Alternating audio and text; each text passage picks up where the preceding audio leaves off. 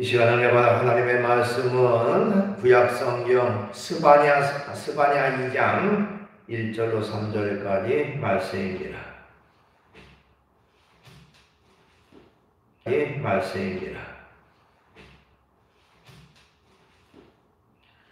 스바냐는 하박국 다음에 있습니다. 스바냐 2장 1절로 3절. 구약성경 1307쪽에 있습니다.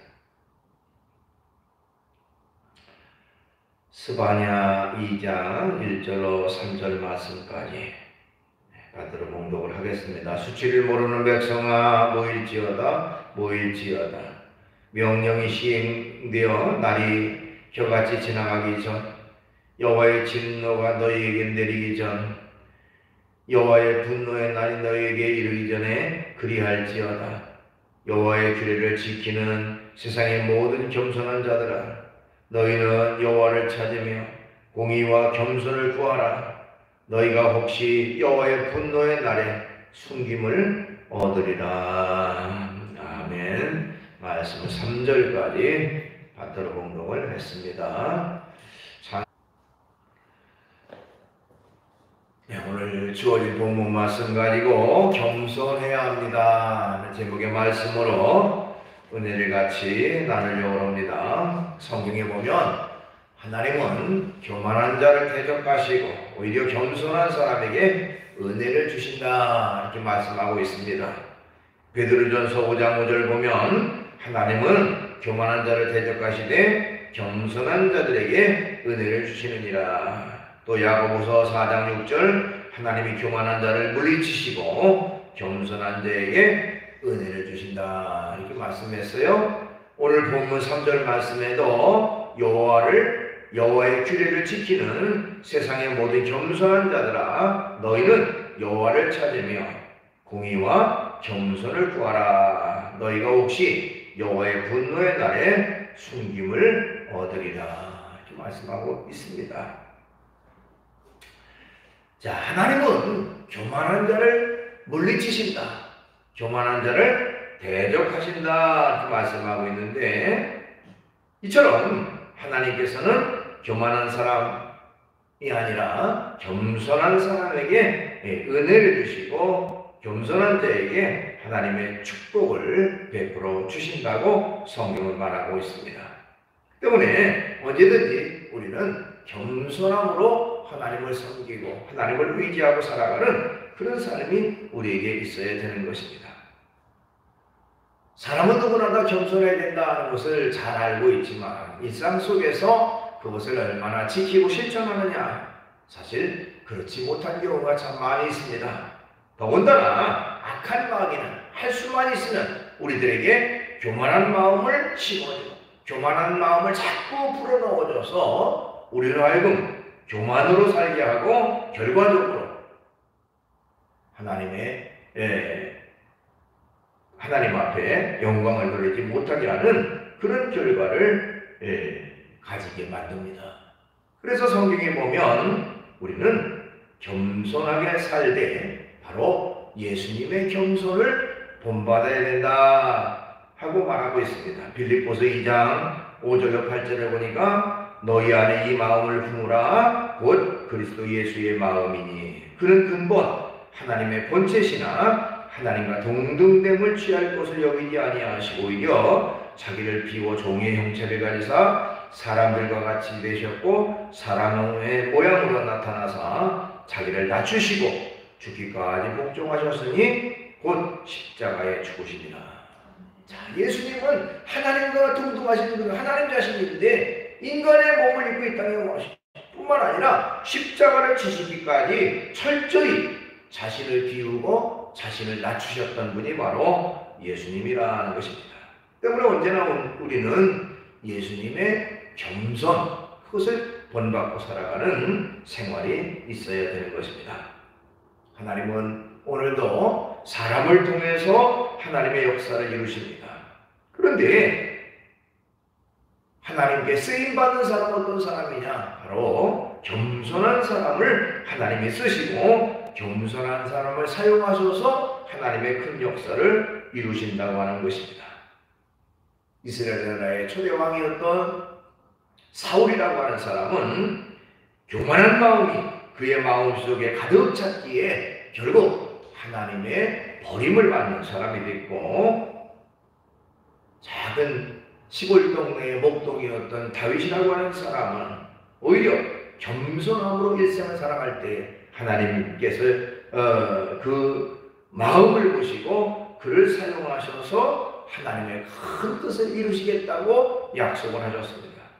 사도행전 13장 22절에 보니까 다윗을 왕으로 세우시고 증언하여 이르시되 내가 이새의 아들 다윗을 만나니 내 마음에 맞는 사람이라 내 뜻을 다 이루리라, 이렇게 말씀했습니다. 내 마음에 맞는다, 하나님의 마음에 쏙 드는 사람, 즉 철저히 자신을 갖추고 겸손했던 사람이 바로 다윗이라고 성경은 말하고 있습니다. 겸손이라고 하는 것은 우리 그리스도인들이 이 세상을 살아가는데 또 믿음생활, 신앙생활 하는데 가장 중요한 덕목, 그것이 바로 겸손이라고 말씀드릴 수가 있습니다. 그러면 우리가 구체적으로 무엇에 겸손해야 될까 하는 것입니다. 우선 첫째로는 우리는 하나님 앞에서 겸손해야 합니다 하는 것입니다. 철저히 하나님 앞에서 겸손해야 된다는 것이죠. 자, 하나님 앞에서 겸손한다는 말은 너무나도 당연하고 너무나도 기본적인 그런 말씀이라고 말할 수가 있습니다. 그런데 많은 사람들이 하나님 앞에서 겸손하지 못한 그런 삶을 살아갑니다. 하나님께서 베풀으신 은혜와 은총을 받았을 때에 그것을 하나님이 내게 베풀으신 은혜로 생각하지 아니하고 내가 능력이 있어서, 내가 실력이 있어서 내가 그것을 받을 만한 그런 조건이 되기 때문에 그것이 내게 주어졌다고 생각을 합니다. 그러나 그것은 참으로 잘못된 것입니다. 하나님이 함께 하셨기에 그런 결과가 내게 주어졌다고 하는 사실을 우리는 기억해야 됩니다. 하나님이 함께하지 않으면 어떤 것도 우리에게 주어질 수가 없는 것입니다. 그래서 시편 127편 1절에 보면 여호와께서 집을 세우지 아니하시면 세우는 자의 수고헛되며 여호와께서 성을 지키지 아니하시면 파수꾼에 깨어있으니 헛되도다, 이렇게 말하고 있어요. 하나님이 함께하지 않으면 결과적으로 우리에게 어떤 좋은 결과가 주어지지 않는다. 그것은 바로 하나님이 함께하셨기에, 하나님이 도우셨기에, 하나님이 역사하셨기에 그런 결과가 이루어졌다고 하는 것입니다. 그렇기 때문에 우리는 언제나 하나님 앞에서 늘 겸손함의 삶을 살아가는 그런 삶이 우리에게 있어야 되는 것입니다. 약 400년 전에 프랑스에 성 로렌스라고 하는 수도사가 있었습니다. 그는 철저히 겸손하기로 유명했던 그런 수도사였습니다. 그런데 그는 어느 날 그 지역에 말썽 많고 다투기를 일삼는 한 수도원의 원장으로 임명을 받게 됐습니다. 그 수도원에는 너무너무 악명 높은 수도원이었습니다. 매일 분쟁이 나고 싸움이 나고 매일 시끌시끌한 그런 곳이었다고 합니다. 그 로렌스 수도사가 이제 그 수도원에 가서 문을 두드리니까 젊은 수도사들이 나와서 그를 맞이했습니다. 백발이 성성한 노 수도사가 서 있는 것을 보고 그 젊은 수도사들은 아이고 이번에는 젊은 수도사가 왔구나, 그러면 늙은 수도사가 왔구나 하면서 빨리 가서 식당에 가서 그릇을 닦으라고 그렇게 얘기를 했습니다. 우리 수도원에 처음 수도사가 오면 그릇 닦는 일, 접시 닦는 일부터 시작하니까 빨리 가서 식당에 가서 접시를 닦으라, 그렇게 얘기를 했습니다. 그 노수도사는 아무런 대꾸도 하지 않고 예 알겠습니다 하고 곧장 식당으로 묵묵히 걸어갔다고 그래요. 거기서 무려 한 달, 두 달, 세 달, 석 달 동안이나 접시를 닦고 굳은 일을 도맡아 했습니다. 온갖 멸시와 천대와 구박이 있었음에도 불구하고 아무런 대꾸도 하지 않고 그대로 묵묵히 따랐습니다. 자, 석 달이 지난 뒤에 감독이 그 수도원을 방문하게 됐습니다. 감독이 수도원을 방문한다니까 그야말로 비상이 걸렸습니다. 모든 수도사들이 어쩔 줄 모르고 쩔쩔맸습니다. 그때 그 감독이 와서 아니 원장님은 어디 가셨습니까? 하고 물었습니다. 그때 수도사들이 말하기를 원장님은 아직 부임하지 않았는데요 하고 대답을 했습니다.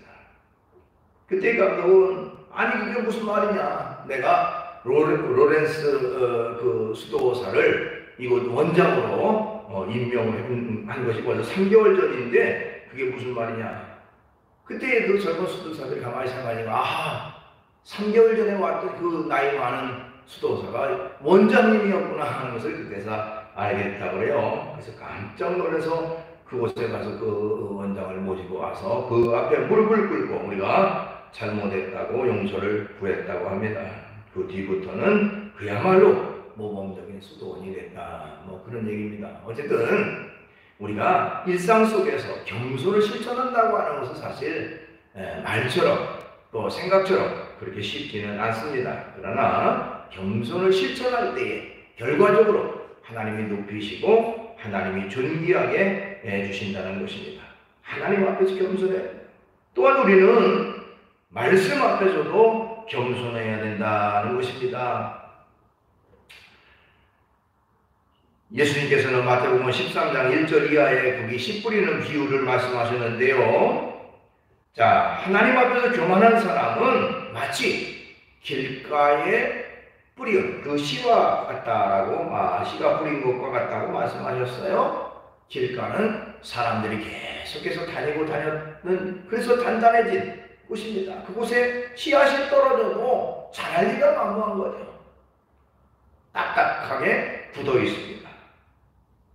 자, 그렇기 때문에 이 땅이라고 하는 것은 우리의 마음이라고 생각한다면 우리의 마음이 부들부들해서 말씀, 씨앗이 떨어졌을 때에 그것을 잘 받아들이고 그것을 통해서 좋은 열매를 맺어야 된다는 것이죠. 우리의 마음 속에 말씀을 받아들인, 즉 말씀 앞에서도 겸손한 태도, 말씀 앞에 겸손한 자세가 있어야 됩니다. 주님이 말씀하시니 그대로 겸손함으로 따르고 겸손함으로 실천하고 겸손함으로 순종하는 그런 자세가 있어야 되는 것이죠. 주님의 말씀을 내 생각이 주님의 말씀보다 앞서서 행동하고 생활하는 그런 자세가 있어서는 안 되는 것이죠. 철저히 주님의 말씀을 앞세우고 말씀에 순종하고 말씀을 따르고 말씀을 지키는 그런 자세가 우리에게 있어야 되는 것입니다. 영국의 윌리엄 캐리라고 하는 사람은요, 어린 시절에 가난한 집안 형편 때문에 제대로 정규 교육을 받지 못하고 구두수선공으로 일했다고 합니다. 그러던 중에 하나님의 은혜로 소명을 받게 되고 결국에는 인도의 선교사로 그렇게 임명되게 됐다고 합니다. 그 과정 속에서 수많은 어려움이 있었지만 그는 하나님의 복음을 인도에 전하겠다고 하는 그런 일념을 가지고 열심히 노력하고 공부해서 선교사의 일원으로 인도에 가게 됐다고 하는 것이죠. 그곳에서 훌륭한 선교사로서 언어학자로서 하나님의 사역을 감당하게 됩니다. 무려 인도라고 하는 지역 자체가 땅이 너무너무 넓기 때문에 큰 지역, 큰 부족, 그 언어만 따져도 34개의 언어가 서로 다른 언어가 공존한다고 그래요. 그런데 성경은 그 34개의 언어로, 방언으로 각각 번역을 해서 보급할 정도로 아주 열정적이고 열심히 노력했던 사람이 바로 윌리엄 캐리라고 하는 것입니다. 그 윌리엄 캐리가 처음에 이제 선교사로 임명받아서 인도에 왔을 때에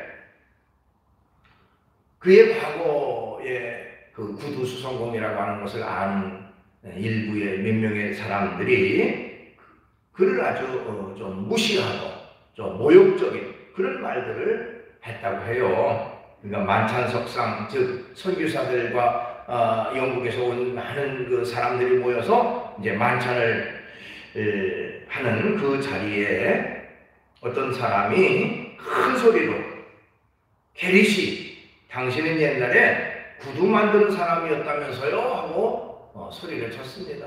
그러니까 지금은 선교사로 번듯하게 와 있지만 구두 만드는 사람이었지 않느냐 하고 좀 모욕을 주는 그런 말이었습니다.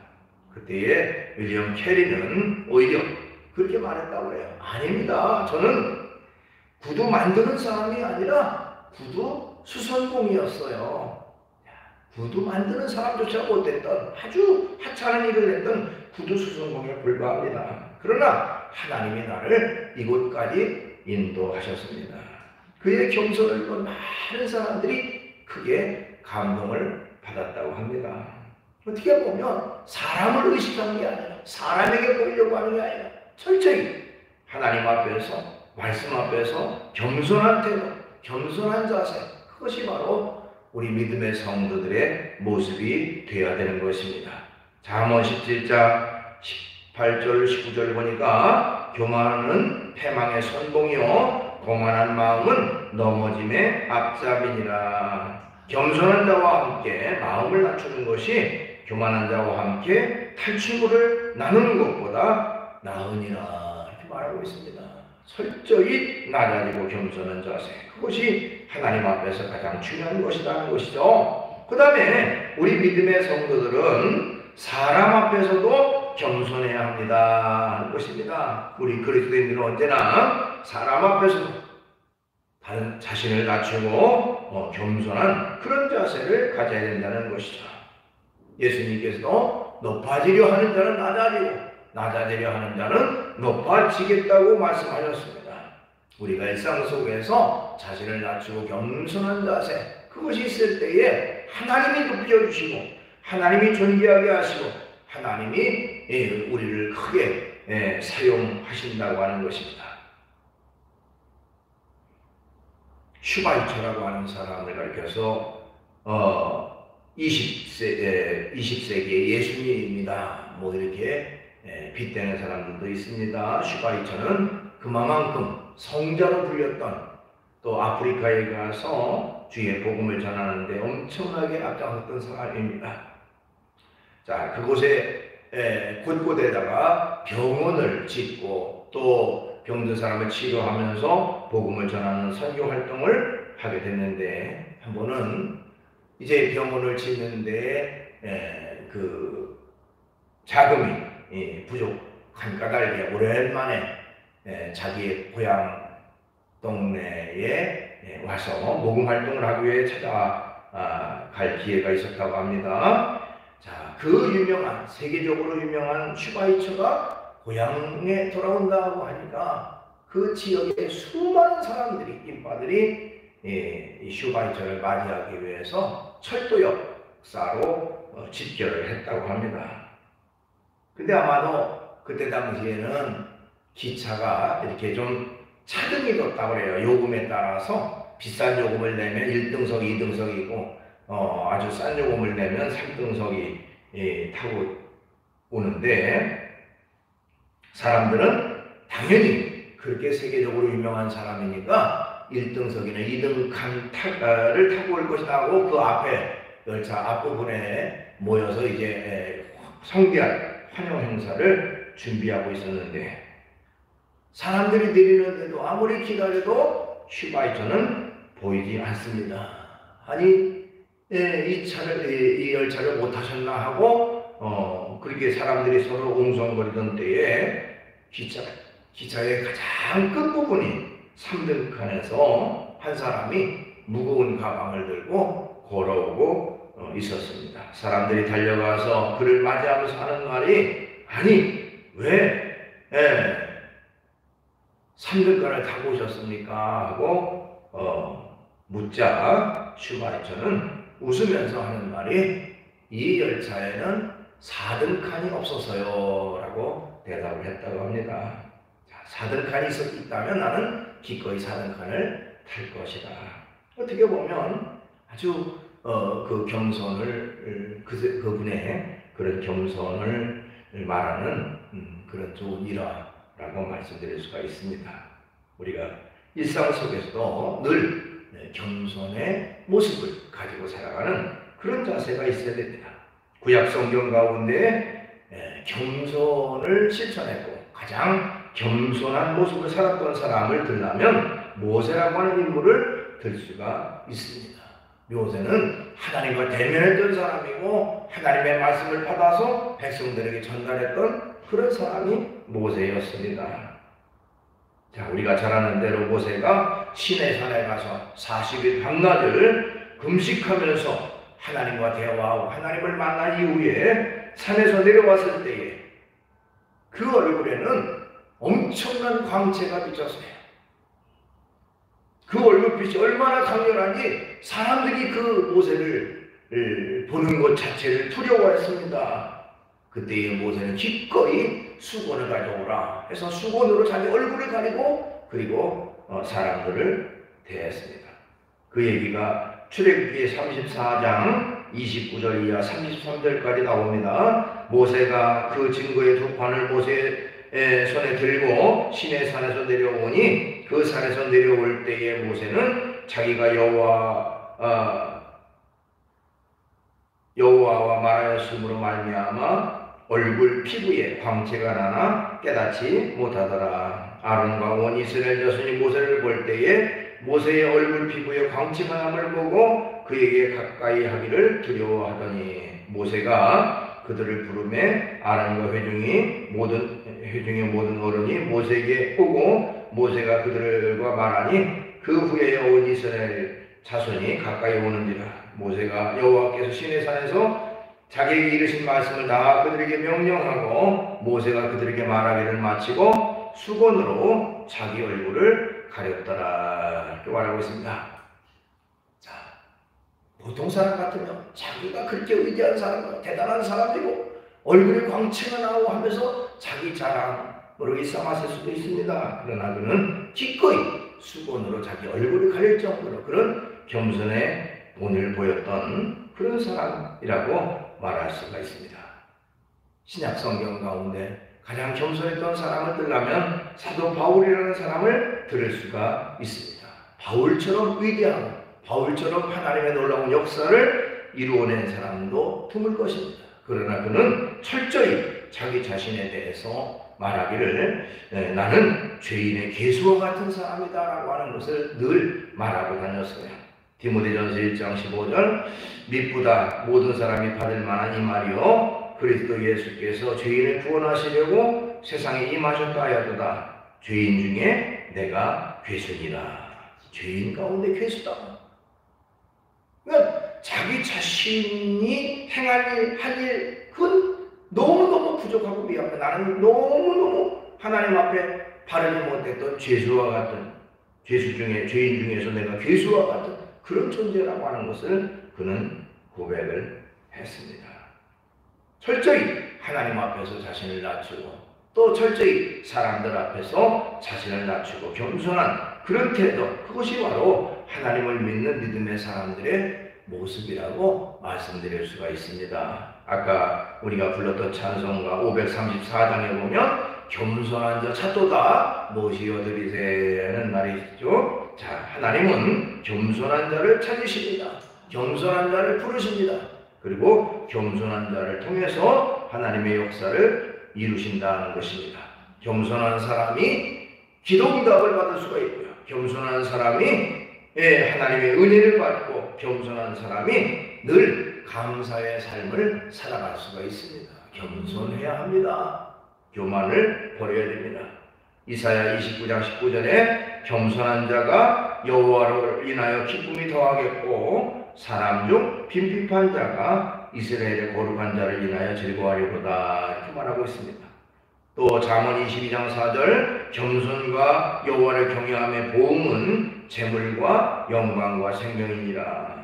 자, 겸손한 자, 하나님을 잘 겸손하고 섬기는 사람에게 뭐가 주어지느냐? 재물과 영광과 생명이 그에게 주어진다라고 성경은 말하고 있습니다. 또한 시편 22편 26절 겸손한 자는 먹고 배부를 것이며 여호와를 찾는 자는 그를 찬송할 것이라 너희 마음이 영원히 살지어다 이렇게 말하고 있습니다. 언제든지 성경은 겸손을 실천하고 겸손의 삶을 살라고 우리에게 권고하고 있습니다. 진정 하나님을 믿는 믿음의 사람들이라면 하나님 앞에서도 말씀 앞에서도 또 일반 사람들 앞에서도 늘 겸손한 삶을 살아가고 겸손을 말하고 겸손을 실천하는 사람이라고 말할 수가 있어요. 그것이 곧 온전한 그리스도인의 모습입니다. 의식적으로 형식적인 겸손이 아니라 마음속에서 깊이 중심에서 우러나는 겸손, 그것이 바로 우리의 모습이 되어야 됩니다. 그리고 예수님의 겸손을 본받고 언제나 겸손을 실천하며 살아가는 우리 모두가 되기를 주의 이름으로 축원합니다. 기도하겠습니다. 거룩하신 주님을 찬양합니다. 오늘 이 시간 우리가 겸손의 삶을 살아야 한다고 하는 말씀을 같이 나눴습니다. 오늘날 우리의 모습을 보면 겸손하지 못하고 오히려 교만이 가득 차고 또 하나님 보시기에도 합당하지 못한 그런 모습으로 살아가고 있지는 않은지 우리 자신을 돌아보게 하시옵소서. 하나님 앞에서도 철저히 자신을 낮추는 겸손함이 있게 하시고 하나님의 말씀 앞에서도 겸손할 뿐만 아니라 다른 모든 사람들 앞에서도 겸손을 실천해서 예수님의 겸손을 본받고 그 겸손을 따라가는 저희의 모습이 될 수 있도록 인도해 주시옵소서. 그래서 우리를 통해서 하나님의 영광만 드러날 수 있도록 은총 베풀어 주시기를 원합니다. 예수님의 이름으로 기도하옵나이다. 아멘.